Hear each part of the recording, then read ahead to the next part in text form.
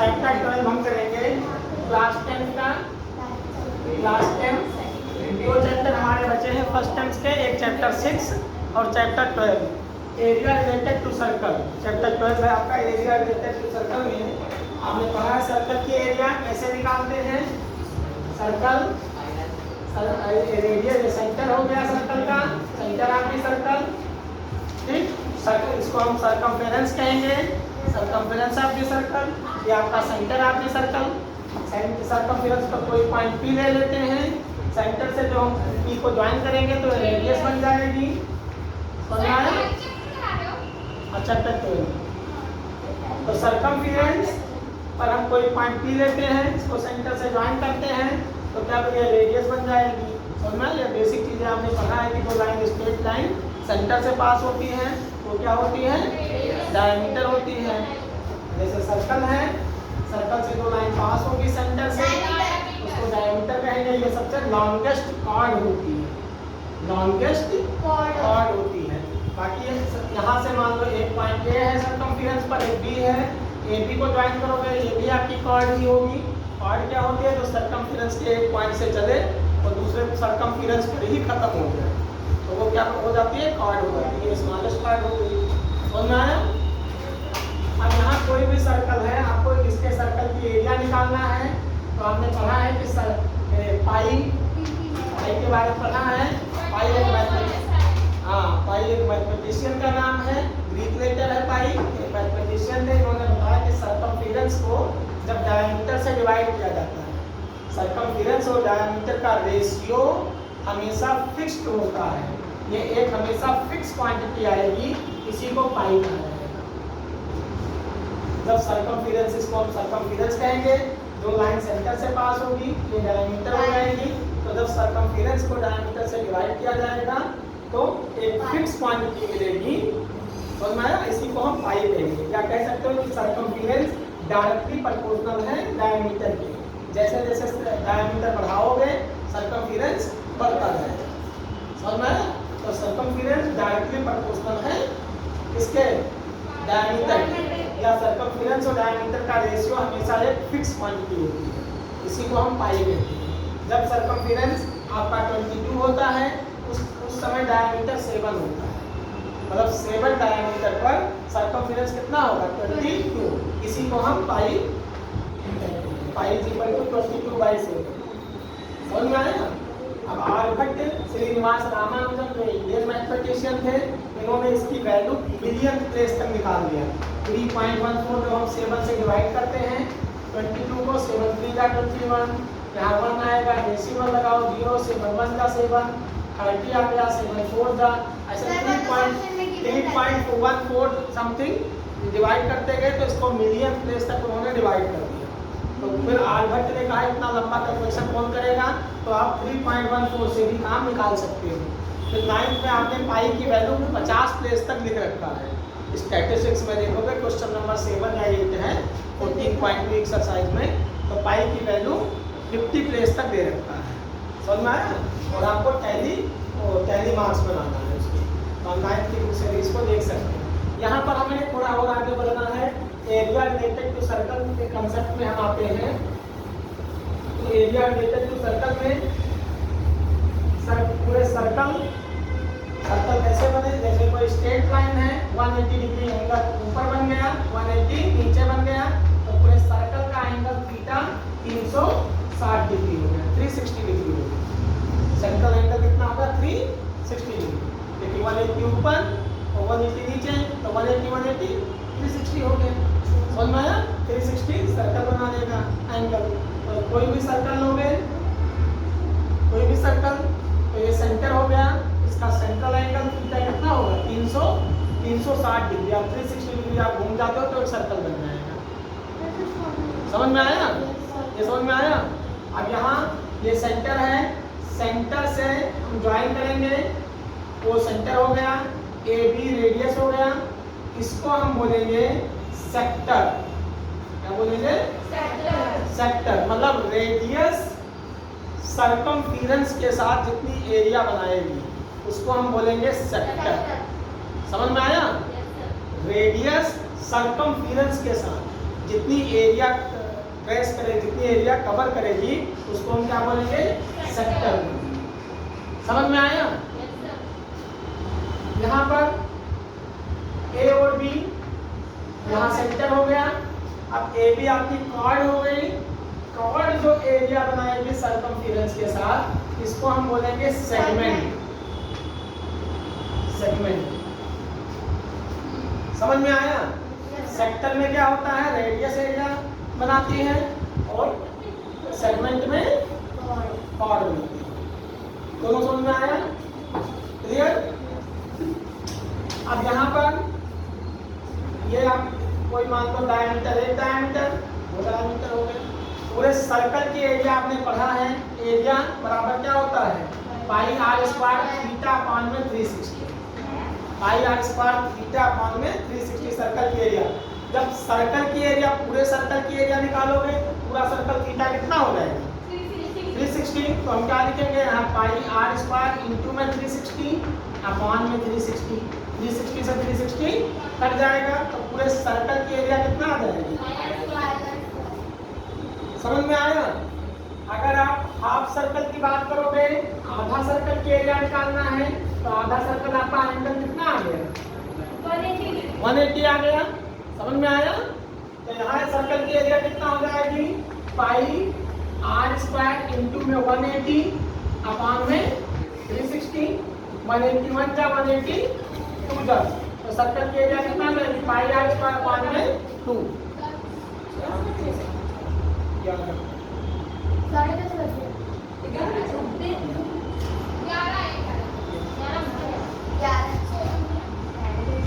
समझ में आया? तो आधे सर्कल की एरिया कितना हो जाएगी? पाई आर स्क्वायर बाई 2। पूरे सर्कल की एरिया पाई आर स्क्वायर हो गया। पूरे सर्कल के केस में थीटा कितना आ जाएगा? 360। आधे सर्कल के केस में थीटा 180 आ जाएगा। अगर एक चौथाई निकाल रहे हो, एक पार्ट ये, तो एंगल 90 हो जाएगा। 1/4 चौथाई पार्ट की एरिया, तो थीटा कितना हो जाएगा? 90। 91 जा 90 4 जा, तो एरिया हो जाएगी पाई आर स्क्वायर अपॉन में 4। समझ में आया? तो फोर्थ पार्ट मतलब हो गया क्वाड्रेंट हो गया। क्वाड्रेंट मतलब 1/4 पार्ट। समझ में आया? सर्कल का 1/4 पार्ट में 90 डिग्री एंगल आ जाएगा। इसको हम क्या बोलेंगे? क्वाड्रेंट। ठीक? आधे सर्कल में हम क्या बोलेंगे? सेमी सर्कल, मतलब हाफ सर्कल। सेमी मतलब हाफ सर्कल। समझ में आया? क्वाड्रेंट मतलब थीटा 90 हो गया। अगर इसके 8 पार्ट कर रहे हो सर्कल के, 8 पार्ट करोगे तो एंगल कितना हो जाएगा? 45 हो जाएगा हर एक एंगल। लेकिन 360 अपॉन में 8 तो 45 हो जाएगा ना। तो 45 तो पाई आर स्क्वायर इंटू में 45 अपॉन में 360। 45 1 जा 45 8 जा, तो ये आ जाएगा पाई आर स्क्वायर अपॉन में 8। इसको हम क्या बोलेंगे? ऑक्टेंट। ऑक्टेंट मतलब 8 इक्वल पार्ट। क्वाड्रेंट मतलब 4 इक्वल पार्ट। सेमी सर्कल मतलब 2 इक्वल पार्ट। समझ में आया? फुल सर्कल मतलब ओनली 1 पार्ट, थीटा 360। समझ में आया?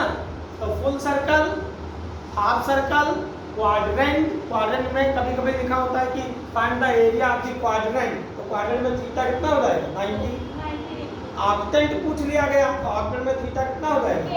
45। अब ऑक्टेंट पता ही नहीं है तो एंगल क्या पुट करोगे? पाई आर स्क्वायर अपॉन 8 हो जाएगा। समझ में आया?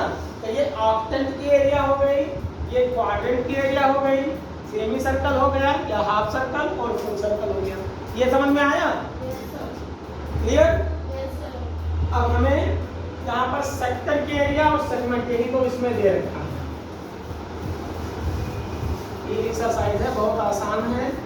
आपको कंसेप्ट अगर क्लियर हो गया तो क्वेश्चन में दम नहीं है। मैं मतलब कंसेप्ट क्लियर होना जरूरी है, वेक्टर भी चाहिए। देखो मान लो कोई सर्कल है,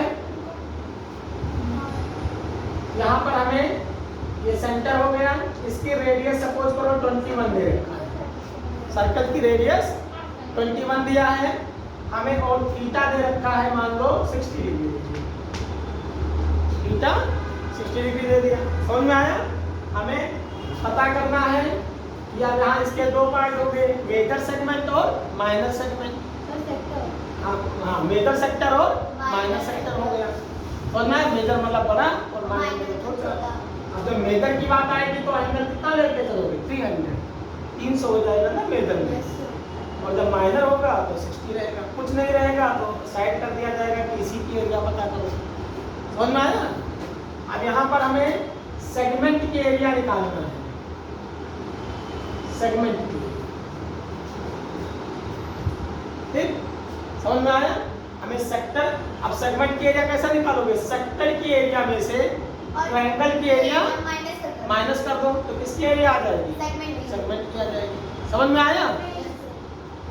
हमें ये एरिया को सेंटर है, ए और बी कार्ड है, हमें ये सेक्टर सेगमेंट की एरिया निकालना है। सेगमेंट मतलब जो कार्ड सर्कमफेरेंस के साथ एरिया बना रही है, ये वाली एरिया हमें पता करना। अगर हमें सेक्टर की पूछते तो पूरा पूछ लेते, तो सेक्टर की एरिया में। समझ में आया? तो अगर पूरे सेक्टर की एरिया निकालोगे तो सेक्टर की area pi r square theta upon में यही होता है ना, area of the sector. Area of the sector का फार्मूला क्या होता है? Pi r square theta upon में 360। वैल्यू रखोगे पाई की जगह 22। अगर कुछ नहीं दिया है तो 22/7 रखोगे, पाई की जगह 3.14 दे रखा है तो 3.14 पुट करोगे। सर पहले तो सर्कमफेरेंस निकालो। सब ये समझ में आया नहीं आया? तो पाई की जगह 22/7 3.14 दिया होगा तभी पुट करना है। नहीं, पाई की जगह 22/7 इंटू में आर स्क्वायर रेडियस कितना है? 21 इंटू थीटा की जगह कितना रखोगे? अपान में 61 जा 60, 6 जा 3, 2 जा 3, 7 जा 7, 1 जा 7, 1 जा। अब मल्टीप्लाई करोगे तो यहाँ 2 1 जा 2, 11 जा 11 इंटू में 21 ये आएगा ना।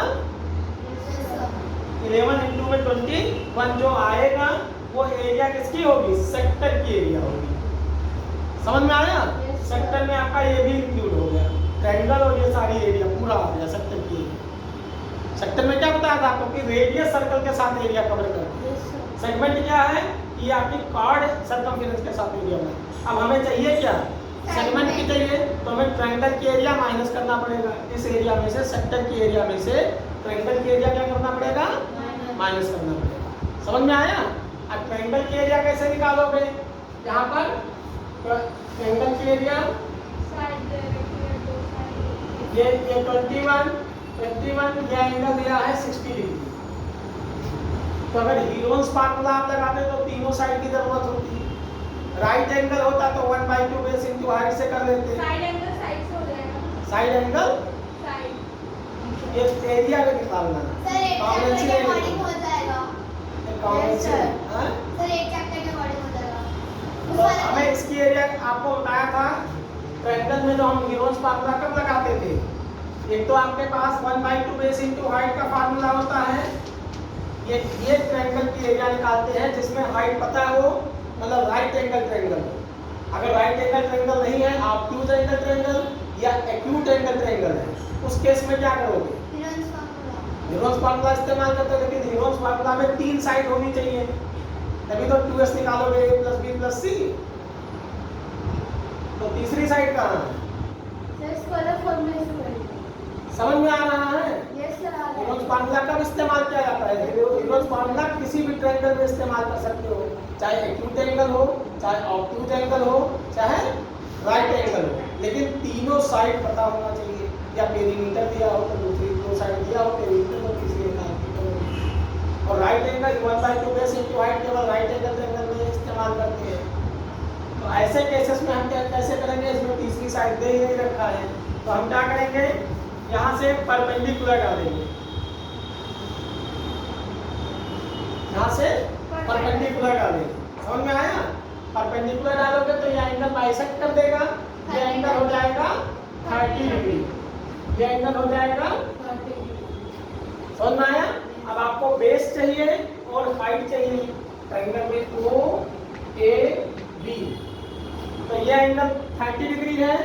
एंगल के सामने की साइड ये आपका मान लो पी पॉइंट है, तो एंगल के सामने की साइड परपेंडिकुलर होती है ये आपका 90 डिग्री हो गया।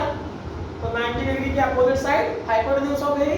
तो AP अपॉन में AP मतलब क्या हुआ परपेंडिकुलर अपॉन में hypotenuse OA is equal to sin theta.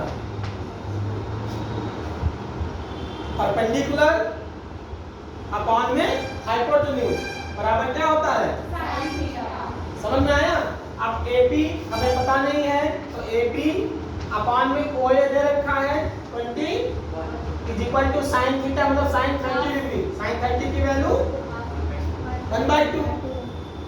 तो AP इज इक्वल टू कितना आ जाएगा 21/21 घट जाएगा ना। अब AP जितना होगा उतना ही PB होगा।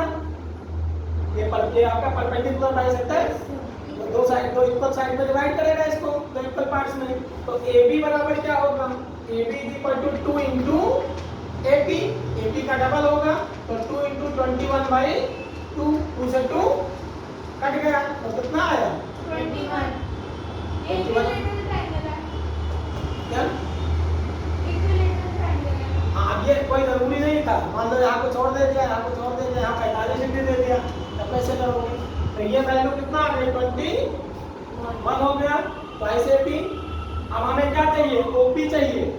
हमने बेस तो निकाल दिया अब चाहिए क्या AB हमारा 21 हुआ ना। हाँ AB 21 हो गया। अब हमें OP चाहिए तो OP is equal to OP upon में OA मींस बेस अपॉन में हाइपोटेन्यूज बराबर cos theta cos 30 degree.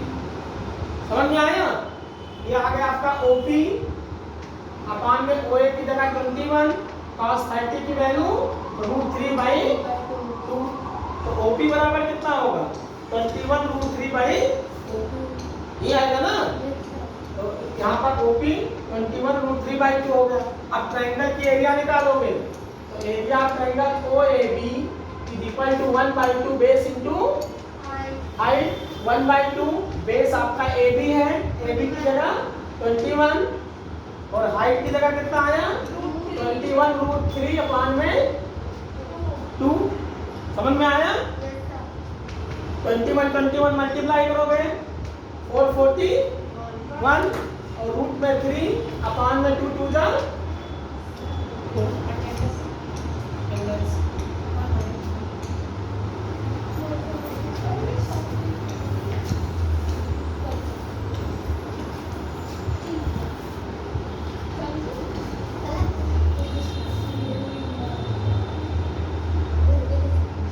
Tenth A में कितने बच्चे हैं टोटल। टेंथ ए 9th का है। हाँ वो वहाँ तक टेंथ के तो भर दिया। ये समझ में आया। ये आपकी ट्रायंगल की एरिया आ गई 441 √3 अपॉन में 4 और इसकी पूरे इसकी एरिया सेक्टर की एरिया कितना आई थी 11 इंटू 21। अब इस एरिया में से आप ट्रायंगल की एरिया माइनस करोगे 441 √3/4 ये आपकी टोटल एरिया आ गई सेगमेंट की।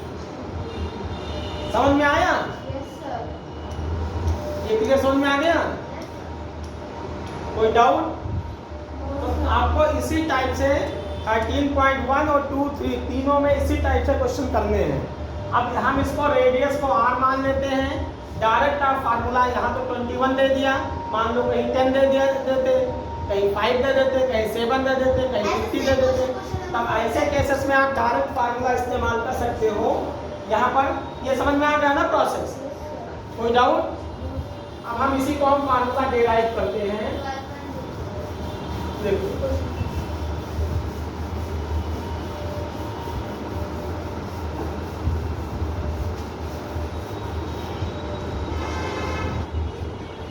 हम फार्मूला डिराइव करेंगे। इसलिए आपको एक क्वेश्चन मैंने करके बताया। ये कोई सर्कल है, सेक्टर की एरिया तो बहुत आसान होती है πr² थीटा पाई 360। समझ में आया। थीटा दे रखा होता है, रेडियस दिया होता है, पुट करो। समझ में आया। सेक्टर के एरिया। सेगमेंट में प्रॉब्लम आती है कि सेक्टर के एरिया में से ट्रायंगल के एरिया माइनस करना होता है। समझ में आया? सेगमेंट में तो हमें सेगमेंट के एरिया निकालने का फार्मूला हम डिराइव करेंगे। सेगमेंट के एरिया हमें निकालना है ओ ए बी। इसकी रेडियस को हम आर मान लेते हैं, रेडियस आर हो गया। और ये एंगल सेंट्रल एंगल आपको ले लिया थीटा। सर लेकिन रेडियस तो ऐसे नहीं लगेगा। रेडियस क्या हो गई? आर। आर मतलब 21 हो गया ना जो भी दिया था। और सेंट्रल एंगल थीटा की जगह थीटा हो गया, 60 डिग्री जो था होता है तो वो आपका थीटा हो गया। समझ में आया? जनरल एंगल ले लिया।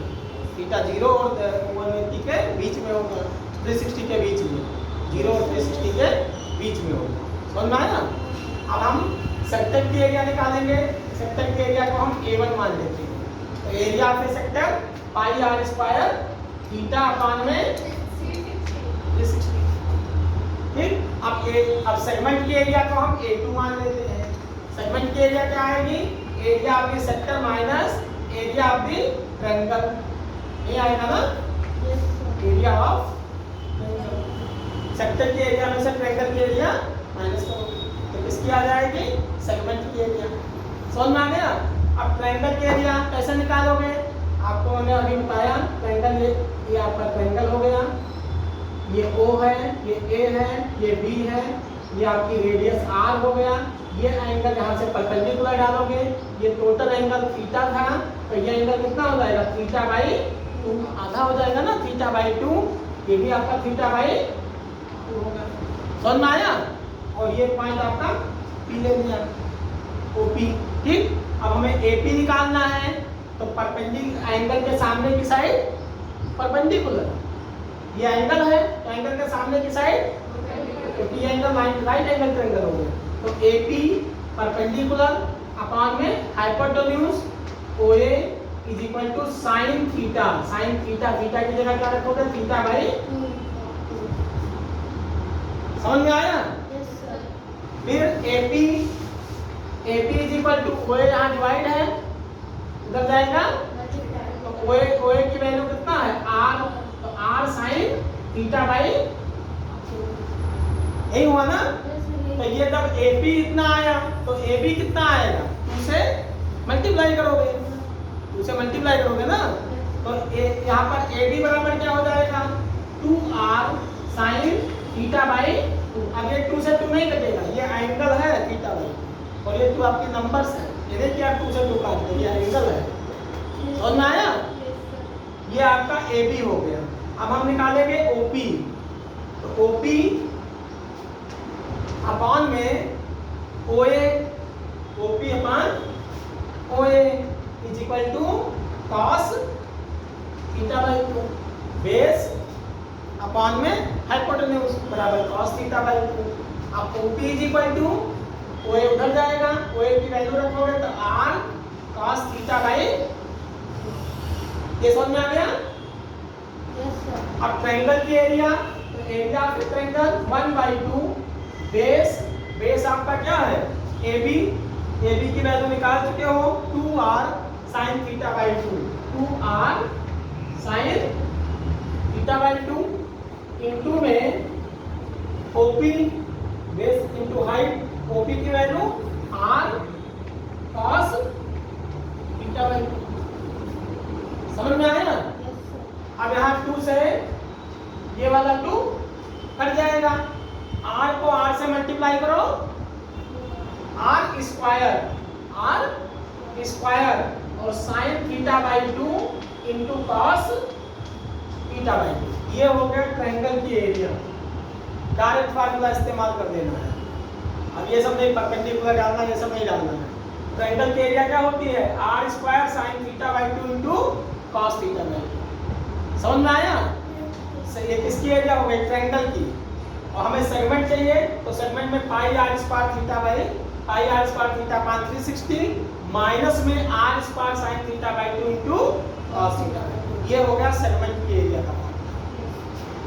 लिख लो सेगमेंट के एरिया का फार्मूला क्या होगा? Pi r square theta upon 360 minus r square sine theta by 2 into cos theta by 2।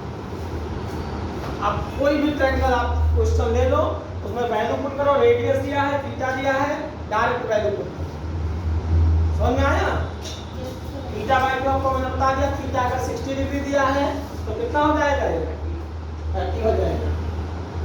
ठीक, अगर और भी इसको आगे करना है, सही करना है, तो इसको हम ट्रायंगल को देखो r square sin theta by 2 cos theta by 2 है, तो हम यहाँ 1/2 ही रखते हैं।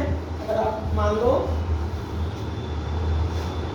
इसी को हम और आगे बढ़ा देते हैं, एक तो ये फार्मूला हो गया, अगर एंगल आपको आधा नहीं करना है। 1/2 यहाँ पर कितना आएगा ट्रायंगल के area? 1/2 r square, 1/2 r square और 2 sin थीटा बाई 2 इंटू में cos थीटा बाई 2, ये हो गया 2 sin theta by 2 into cos theta by 2। ये फार्मूला होता है sin थीटा का, इसका फार्मूला होता है sin थीटा। इसको हम लिख सकते हैं 1/2 r स्क्वायर sin थीटा। अब डायरेक्ट आपका या 2 sin theta by 2 into cos theta by 2 sin 2 theta का होता है, तो यहाँ जब आधा होगा तो sin थीटा हो गया। समझ में आया? तो यहाँ ये आपका sin थीटा, ये फार्मूला भी इस्तेमाल कर सकते हैं इसमें, 1/2 r स्क्वायर sin थीटा। अब आप मान लो कोई ट्रायंगल है, कोई भी सर्कल है, थीटा की वैल्यू आपको दे दिया गया 60 डिग्री और सेगमेंट की एरिया पूछ लिया गया, सेगमेंट की एरिया पता करो, तो कैसे निकालोगे? पाई r स्क्वायर थीटा, पाई r स्क्वायर थीटा अपान में 360 minus 1/2 r square sin theta, value रखो। पाई की जगह 22/7 इंटू में r स्क्वायर, r मान लो रेडियस कुछ भी दे दिया, 14 दे दिया रेडियस, तो 14 इंटू थीटा, थीटा की जगह क्या रखोगे? 60 अपान में 360 minus 1/2 r square, r square मतलब 14 into 14 sin theta means sin 60 degree. समझ में आया? अब वहां एंगल आधा नहीं करना पड़ेगा। क्लियर? तो ये फार्मूला आपको इस्तेमाल करना है, पाई r स्क्वायर थीटा अपान में 360 minus 1/2 r square sin theta, ये लिख लो। सेगमेंट की एरिया निकाल देगा और सेक्टर में तो आपका यही होगा, pi r square theta upon 360। देखो सेगमेंट की एरिया, एरिया आपके segment equal to pi r square theta upon 360 minus 1/2 r square sin theta. समझ में आया? ये किसकी एरिया होगी? सेगमेंट की। और सेक्टर की है तो ये है कि इतना ही सेक्टर रहेगा, केवल ट्रायंगल की पूछा गया है, ये इतना दिखना है, माइनस नहीं करना है। समझ में आया? ये आप क्वेश्चन इसके आप हो गया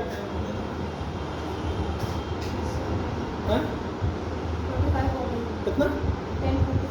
45। आज तक 5 मिनट ये क्वेश्चन कर लिया, लिख लिया, फार्मूला लिख लिया, निकाल लिया। अब क्वेश्चन देखो 12.1।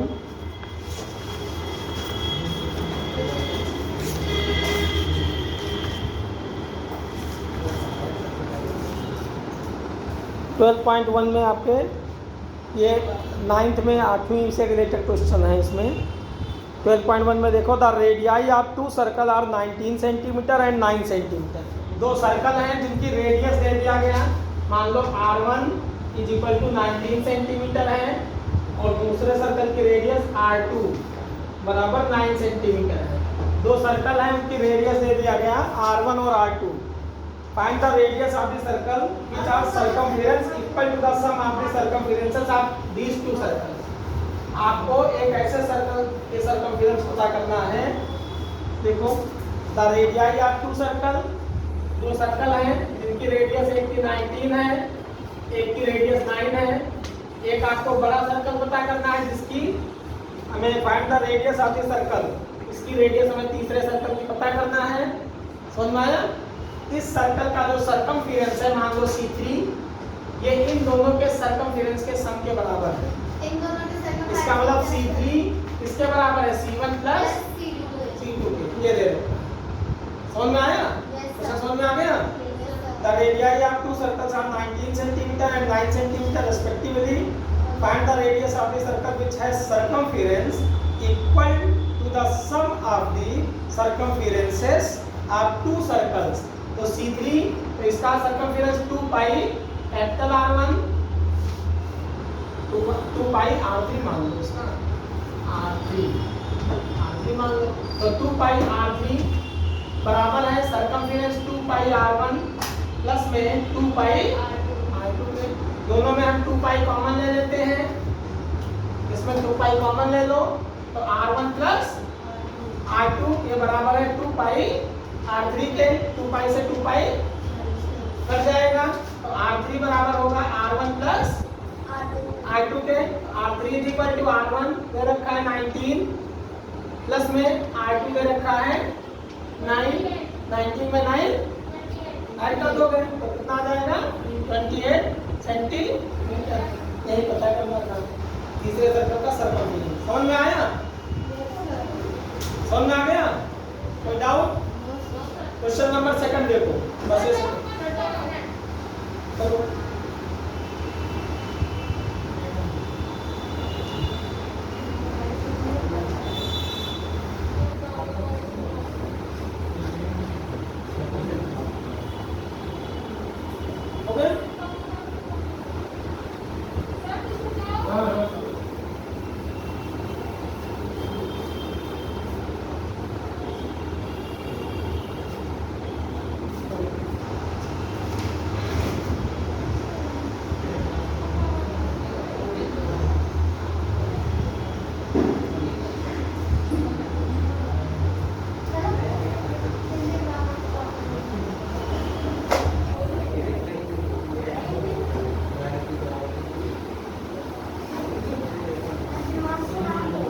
हो गया? बस एक last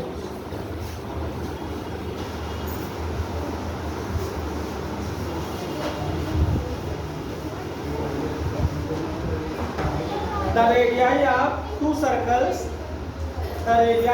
circles 8 centimetre and 6 centimetre दो सर्कल हैं। एक की रेडियस 8 सेंटीमीटर है, दूसरे सर्कल की रेडियस 6 सेंटीमीटर है। Find the radius of the circle having area equal to the sum of the areas of two circle. एक सर्कल है इसकी फाइंड द रेडियस, इसकी रेडियस हमें पता करना है। R3 मान लो तो R1 की वैल्यू 8 सेंटीमीटर, R2 की वैल्यू इसकी एरिया हम मान लेते हैं A1 है, इसकी एरिया हम मान लेते हैं A2 है, हमें इसकी एरिया A3 कह रखा है कि इसकी थर्ड सर्कल की एरिया इन दोनों सर्कल की एरिया के सम के इक्वल है। इसका मतलब A3 बराबर है A1 प्लस A2 के। समझ में आया? क्वेश्चन समझ में आ गया? The radii of two circles are 8 centimeter and 6 centimeter respectively. Find the radius of the circle having area equal to the sum of the areas of two circles. So A3 ये आ गया pi R3 का square is equal to A1 means pi R1 का square plus में A2 पाई R2 का square. पाई दोनों में हम common ले सकते हैं तो R1 स्क्वायर प्लस में R2 स्क्वायर बराबर है पाई R3 स्क्वायर से पाई कट जाएगा तो R3 स्क्वायर बराबर हो जाएगा R1 स्क्वायर प्लस में R2 स्क्वायर के। समझ में आया? R1 की वैल्यू रखोगे 8 रखोगे तो 8 का स्क्वायर प्लस में R2 रखोगे 6 तो 6 का स्क्वायर, दोनों को जोड़ो 100 तो R3 स्क्वायर बराबर 100 हो गया। तो R3 बराबर क्या आएगा? स्क्वायर हटाओगे तो रूट में 100 तो ये आ गया आपका 10। समझ में आया? दोनों क्वेश्चन समझ में आ गया फर्स्ट और सेकंड? 3 4 5 ट्राई करना। 3 4 दो क्वेश्चन 3 और 4 आपको करना है।